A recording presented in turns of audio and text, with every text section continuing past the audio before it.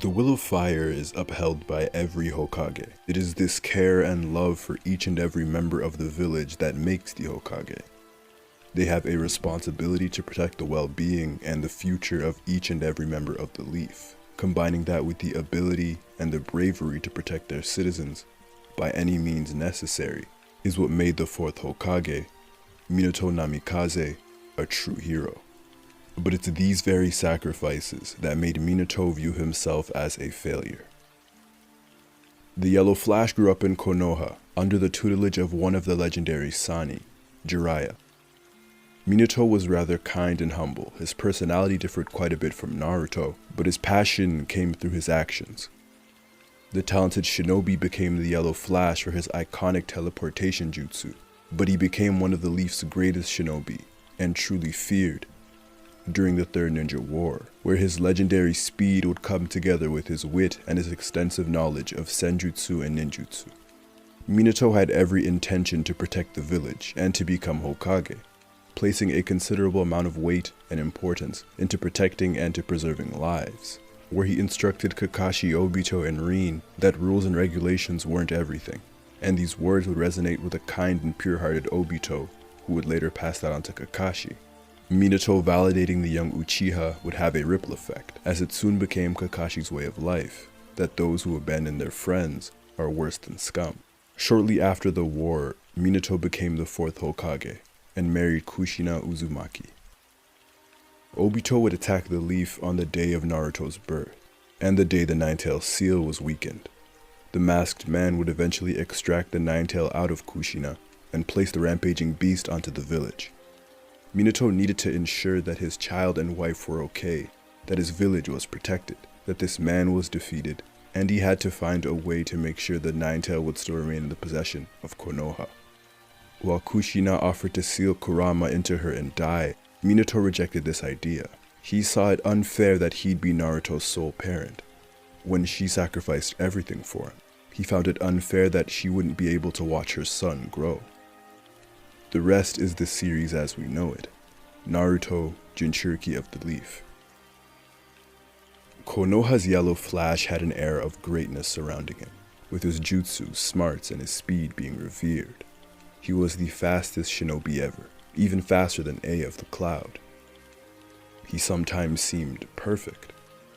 But through his own lens, failure plagued Minato's legacy, and when the Yellow Flash was reanimated, he would truly feel this guilt in the presence of his predecessor Hiruzen, who handpicked him, and later in the presence of his son, the Nine-Tailed Jinchuriki, the direct result of his inadequacy.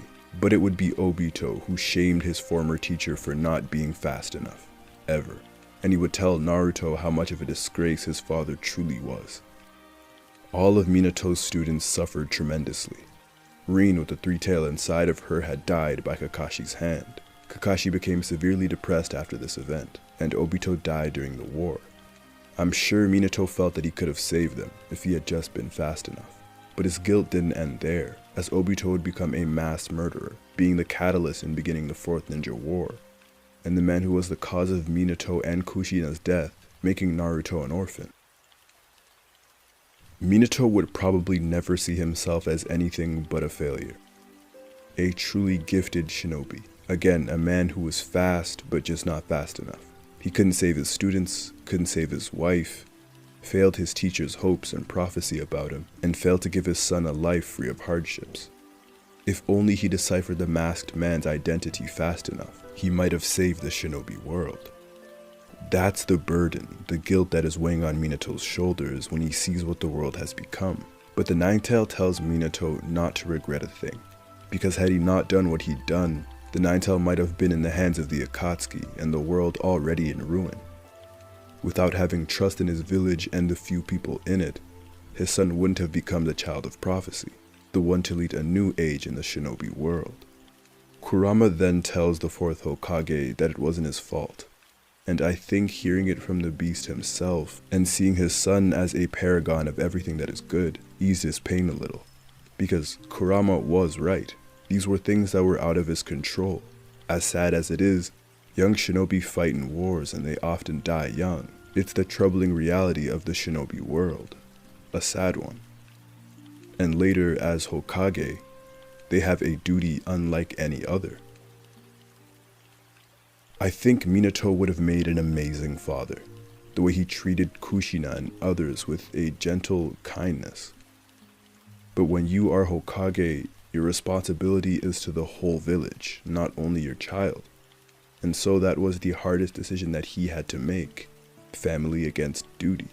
Had he sealed the Nine-Tail back into Kushina, the Nine-Tail would have re-emerged years later, leaving the village open to another tailed beast attack from Obito, and another opportunity to steal it. And if he did decide to get rid of the Nine-Tail and kill him, they would be leaving the Leaf completely defenseless without their most valuable weapon. Minato had to make a choice, and he had to make a choice quickly. Out of so many possible outcomes, he ultimately made the right decision. He did what he had to do to protect his home, and had trust in that very village to raise his son. Minato, in his dying moments, seemingly gained the ability of foresight. He knew what he was doing would positively impact the future.